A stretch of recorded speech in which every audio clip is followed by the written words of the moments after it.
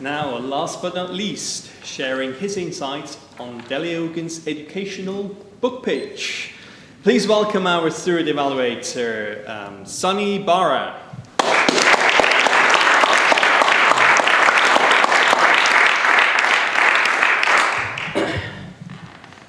Dele. Dele Ogun is a very experienced speaker, and he is the master of the pause.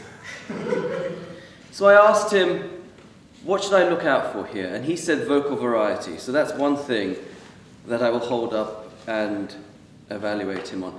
This is a very interesting speech because it didn't really have any objectives. There was nothing that we could look at as a framework. So I will tell you what I thought this speech was.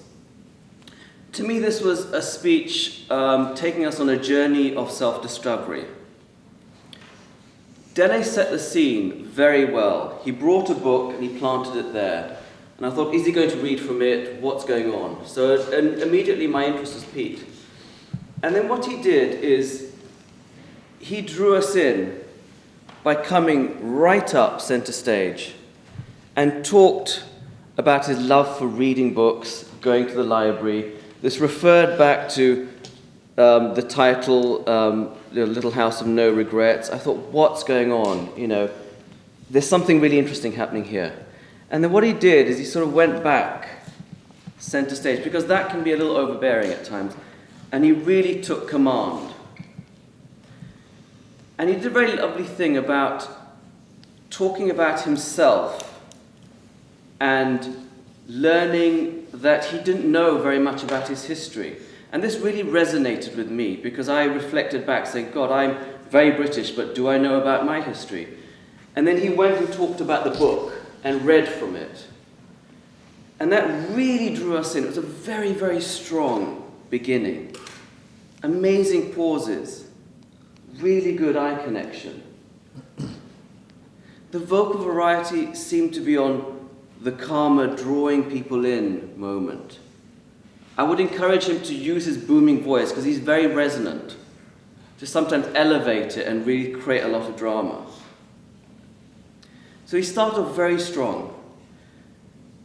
What I would recommend to him is timing, because I think you ran out of time, but also the strong message that you started off with felt to me like it sort of tailed off. I was given a couple of people from the history of Nigeria, but I wasn't quite sure what the message was. There was an illusion that maybe the Bond character, the inspiration, was stolen or appropriated from Nigeria, but it fizzled off. You didn't hammer it in. Then there was this very infamous character, a homosexual, a paedophile, but an upstanding member of the community. So many people attended it. There could have been something about Nigerian religion, and it sort of fell off. And then more importantly, what I'd recommend is, what was the message? I thought you tried to sell your book, perhaps. Timing, but very interesting, and we want to know more. Thank you.